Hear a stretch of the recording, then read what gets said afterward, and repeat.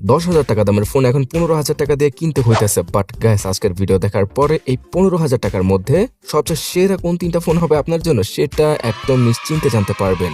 Because অনেকদিন research করার পরে 15-16,000 টাকার সবচেয়ে সেরা তিনটা ফোন সম্পর্কে জানাচ্ছি। সো এই বেস্ট তিনটা ফোনের মধ্যে সর্বোচ্চ 16GB র্যাম ইউজ করার ফোনও থাকবে। তার পাশাপাশি 5G কানেক্টিভিটি, ফুল এইচডি রেজলিউশনের ডিসপ্লে এবং বেস্ট সেলফি ক্যামেরাও পেয়ে যাবেন আপনারা। তাই লাইক এবং সাবস্ক্রাইব করে শেষ পর্যন্ত দেখতেই থাকুন। ফার্স্ট অফ অল যে ফোনটা সম্পর্কে জানাচ্ছি সেটা অলিতে গলিতে, রাস্তায়, মহল্লায় সব জায়গায় পেয়ে যাবেন। মানে ওপোর ফোন তো, তাই যে কোনো মার্কেটে ইজিলি পেয়ে যাবেন।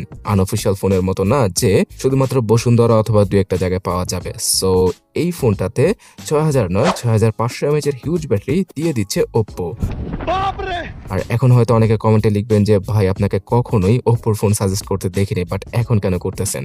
আসলে ওপ্পোর এই ফোনটা অনেক ভালো কিছু অফার করতেছে অন্য সকল ফোন থেকে আমাদের, এবং সব জায়গায় অ্যাভেলেবল, তাই এটাকে সাজেস্ট করতেছি। ফোনের নামই তো এখন অব্দি বলা হলো না। ফোনটার নাম হচ্ছে গিয়ে ওপ্পো A6X 4G। হ্যাঁ গ্যাস, এই ডিভাইসটা স্ন্যাপড্রাগন 685 এর সাথে আসে এবং এই চিপসেট দিয়েই ওপ্পো 40,000 টাকা দামের ফোন সেল করে থাকে। 35-40,000 টাকা দামের ফোন। তো এই কারণে ওপ্পোর ফোন আমি কোনোদিনই সাজেস্ট করি না। যারা কিনা অফলাইনে ফোন কিনেন তারা রীতিমতো বাস খান, সেটা আমরা যারা কিনা অনলাইনে ফোন সম্পর্কে একটু জ্ঞান রাখি তারা বুঝতে পারি। তো ডিসপ্লে হিসেবে ওপ্পো এখানে 6.75 ইঞ্চি সাইজের এইচডি প্লাস রেজলিউশনকে ইউজ করতেছে এবং এখানে 120 হার্টজের রিফ্রেশ রেটটা পাওয়া যাবে। বাজেটের মধ্যে ডিসপ্লে ঠিকঠাকই ছিল। ইনফ্যাক্ট টেকনো ইনফিনিক্সের ফোনও এইচডি প্লাস রেজলিউশন পাওয়া যায়।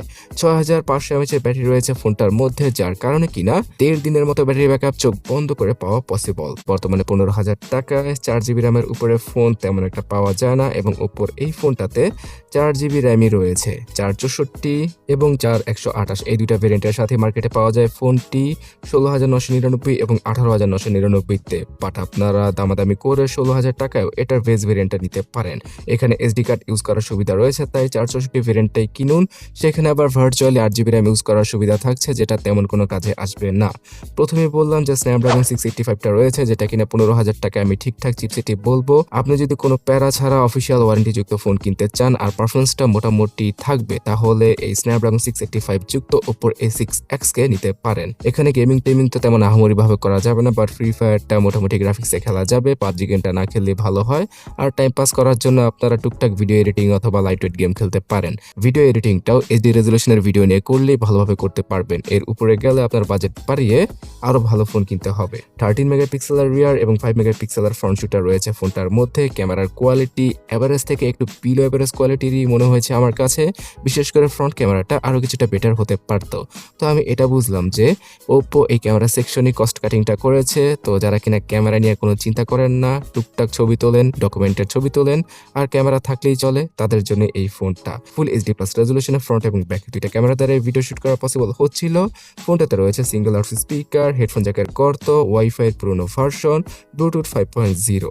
এছাড়া সাইড মাউন্টেড ফিঙ্গারপ্রিন্ট স্ক্যানারের স্পিডটা মোটামুটি লেভেলের ছিল এবং কম্পাস, অ্যাক্সেলোমিটার সহ টুকটাক কিছু সেন্সর রয়েছে, বাট জাইরো সেন্সরটা মিসিং। তো 15,000 টাকায় যদি চোখ বন্ধ করে আপনি নিজেই দোকানে যান, তাহলে ওপ্পো A6X কে যে কোনো সেলসম্যান আপনাকে খাইয়ে দেবে।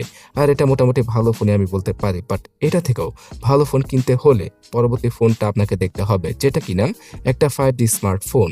এবং এই ফোনটাতে ওপ্পোর ফোনের তুলনায় কিছুটা ভালোই পারফরমেন্স পাওয়া যাবে, গেমিংটাও করা যাবে। সো গাইস, আমি বলছিলাম টেকনোর স্পার্ক 40 5G সম্পর্কে। আপনারা আবার দোকানে গিয়ে 4G ফোনটা কিনে আনেন না, বিকজ 5G ফোনটাতে রয়েছে মিডিয়াটেক ডাইমেনসিটি 6400 চিপসেটটা এবং এই চিপসেটটি টেকনো তাদের 25-35,000 টাকা দামের স্মার্টফোনে ইউজ করে থাকে। তো ভাবতে পারছেন, ভালো মানের চিপসেটকে তারা দিয়ে দিচ্ছে বাজেটের মধ্যে। ইনফ্যাক্ট এই ফোনটা খুবই আন্ডাররেটেড আমি বলবো। সো এটা ডিসপ্লে কেমন? সেই 6.75 ইঞ্চি সাইজের এইচডি প্লাস রেজলিউশনের ডিসপ্লে পেয়ে যাচ্ছি আমরা। এখানে 120 হার্টজের রিফ্রেশ রেটটা রয়েছে আর বেজেলটাও মোটামুটি লেভেলের ছিল আর কি। ডিসপ্লের কালার এবং ভিউইং অ্যাঙ্গেলটা মোটামুটি মানে আহামরি তেমন কিছু নয়। IP64 এর ওয়াটার এবং ডাস্ট রেজিস্ট্যান্টটা রয়েছে। 194 গ্রাম ওজনের সাথে আসা এই ফোনটিতে 6000 mAh এর ব্যাটারিকে ইউজ করেছে টেকনো। তার পাশাপাশি পাওয়া যাবে 18 ওয়াটের charging speed, side mounted fingerprint scanner, টুকটাক কিছু সেন্সর, এগুলোই থাকছে ফোনটার মধ্যে। তবে যারা সেন্সরকে আবার আমরা মিস করব। এই ফোনটার উপরে নিচে ডুয়াল স্পিকার দিলে খুব ভালো হতো, শুধুমাত্র সিঙ্গেল স্পিকারের সাথে আসে এটি। হেডফোন জ্যাকের গর্ত পাওয়া যাবে। তবে ক্যামেরা সেকশনে একটু বেটার ক্যামেরা ইউজ করেছে টেকনো, পেছনে 50 মেগাপিক্সেল আর ফ্রন্টে 5 মেগাপিক্সেল। এরকম ক্যামেরা সেটআপের সাথে আসা টেকনোর স্পার্ক 45 স্মার্টফোনটাতে সর্বোচ্চ 2K রেজলিউশনে ভিডিও শুট করা পসিবল। এবং এই ফোনটার সবচেয়ে হাইলাইটেড ফিচার হচ্ছে গিয়ে এর 5G কানেক্টিভিটি। মিডিয়াটেক ডাইমেনসিটি 6400 এই চিপটার সাথে আসার কারণে 5Gর দুনিয়ায় প্রবেশ করেছে বাজেট ক্যাটাগরিতে টেকনো। আর এটার জন্যই পাবজি গেমটা টেনে 40 FPS প্লে করা পসিবল। ফ্রি ফায়ার গেমটা আরামসে খেলতে পারবেন। তার পাশাপাশি ভিডিও এডিটিংটা ফুল এইচডি রেজলিউশনে করা যাবে, তবে একটু ল্যাগ হবে আর কি, বিকজ এখানেও রয়েছে শুধুমাত্র 4GB র্যাম। তাই মাল্টিটাস্কিং এর দিক দিয়ে আপনাকে একটু সীমিত আকারের অ্যাপ ইউজ করতে হবে একসাথে। 428GB ভেরিয়েন্টের এই ফোনটা বর্তমানে বাংলাদেশে 16,999 টাকায় পাওয়া যায়, আর দামাদামি করলে 16,000 টাকার মধ্যেই পেয়ে যাবেন আপনারা। আর অ্যান্ড্রয়েড 15 এর সাথে আসা iOS 15 পাওয়া যাবে ফোনটার ভেতরে। আগামীতে আপডেট আসবে কিনা ওএসের সেই সম্পর্কে আমি জানি না এবং টেকনো হয়তো জানে না।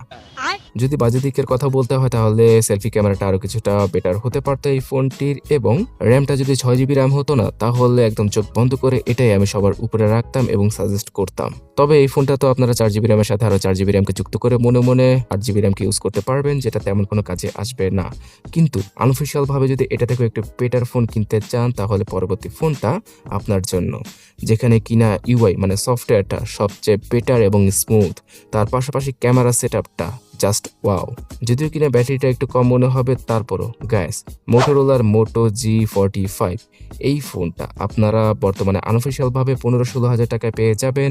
এটার 4GB এবং 8GB র্যামের ভেরিয়েন্ট হয়। 8GB র্যামের ভেরিয়েন্টটা হয়তো 17,000 টাকা দিয়ে কিনতে হবে, মানে প্রাইস একটু বেশি, বাট 4GB র্যামের ভেরিয়েন্টটা 15,000 টাকার নিচেই পাওয়া যায়। সো প্রাইস বাড়িয়ে 8GB র্যামের ফোনটা কেনার চেষ্টা করুন, এতে করে হ্যাং ল্যাগ অথবা প্যারা থেকে আপনি মুক্ত থাকবেন। সো মোটো G45 এ রয়েছে 6.5 ইঞ্চি সাইজের একটি নর্মাল কোয়ালিটি ডিসপ্লে এবং এখানেও এইচডি প্লাস রেজলিউশনকে পেয়ে যাচ্ছি আমরা। কর্নিং গরিলা গ্লাস 3 প্রোটেকশন রয়েছে। ডিসপ্লের মধ্যে পাওয়া যাবে 120 হার্জের রিফ্রেশ রেট। 183 গ্রাম ওজনের সাথে আসা মোটোরোলার এই ফোনটাতে শুধুমাত্র 5000 mAh এর ব্যাটারিকে ইউজ করেছে মোটোরোলা। পাওয়া যাবে 18 ওয়াটের চার্জিং স্পিড। সো একদিনের মতো ব্যাটারি ব্যাকআপ এটা আপনাকে দিয়ে দিতে পারবেই। তাছাড়া এখানে অ্যান্ড্রয়েড 14 রয়েছে, আগামীতে 15, 16 এর আপডেট হয়তো আসতে পারে। আমি মনে করছি 15 পর্যন্ত আপডেট আসবে। কোয়ালকম স্ন্যাপড্রাগনের 6S Gen 3 এই চিপসেটটা রয়েছে ফোনটার ভেতরে। চিপসেটটা একটু পুরনো, এটা আমি অনেস্টলি বলছি। আপনারা যদি স্ন্যাপড্রাগন 695কে চিনে থাকেন না, সেটারই রিব্র্যান্ডেড ভার্সন অথবা পলিশ ভার্সন হচ্ছে গিয়ে 6S Gen 3। এটা কোনো ইউটিউবার আপনাকে বলবে না। তো এখন কথা হচ্ছে গিয়ে বাজেটের মধ্যে কি একদম বাজে চিপসেট এটা? একদমই নয়। 15-16 অথবা 17,000 টাকা বাজেটে এটাকে আমি একটা সুইট স্পটে রাখবো। যদিও কিনা 4K রেজলিউশনে ভিডিও শুট করা পসিবল হবে না এই চিপসেটটার জন্য, বাট টুকটাক গেম খেলা, যেমন পাবজি গেমটা 40 FPS এ খেলা, ফ্রি ফায়ার খেলা অথবা ফুল এইচডি রেজলিউশনে নর্মালি ভিডিও এডিট করার ক্ষেত্রে চিপসেটটা পারফেক্ট। আর 8GB র্যামের ভেরিয়েন্টটা কিনলে আপনারা 15,000 টাকা একটা বেস্ট ডিল পেয়ে যাবেন, বিকজ ফোন তেমন একটা হ্যাং ল্যাগ করবে না 4-5টা অ্যাপ ইউজ করলেও। আর মোটোরোলার ইউআইটা অনেকটাই সিম্পল এবং ভেজাল তেমন একটা থাকে না, অ্যাডসও তেমন একটা থাকে না। এই দিক দিয়ে আপনারা নিশ্চিন্তে থাকতে পারেন। শুধুমাত্র এটার ক্যামেরা অ্যাপটা একটু ল্যাগি, এছাড়া মোটোরোলার ইউআইটা খুব ভালো। 8GB র্যামের সাথে আরও 8GB র্যামকে যুক্ত করে মনে 16GB র্যাম ইউজ করতে পারবেন আপনি। আর 50 মেগাপিক্সেলের মেন ক্যামেরা, 2 মেগাপিক্সেলের ম্যাক্রো এটা রয়েছে পেছনে, কিন্তু ফ্রন্টে 16 মেগাপিক্সেলের যে সেলফি ক্যামেরাটা দিচ্ছে না মোটোরোলা, সেটা ওয়ান অফ দ্য বেস্ট। এই বাজেটে এটা থেকে ভালো, মানে 15,000 টাকা বাজেটে মোটোরোলা G45 থেকে ভালো সেলফি কোনো ফোনই তুলতে পারবে না। ফুল এইচডি রেজলিউশনে ভিডিও শুট করা পসিবল ফ্রন্ট এবং ব্যাক ক্যামেরা দ্বারা। ফোনটাতে রয়েছে ডুয়াল স্টোরেজ স্পিকার, হেডফোন জ্যাকের গর্ত পাওয়া যাবে এখানে, এবং সাইড মাউন্টেড ফিঙ্গারপ্রিন্ট স্ক্যানার সহ জাইরো সেন্সর, কম্পাস সেন্সর এই সবগুলোই থাকছে মোটো G45 এ।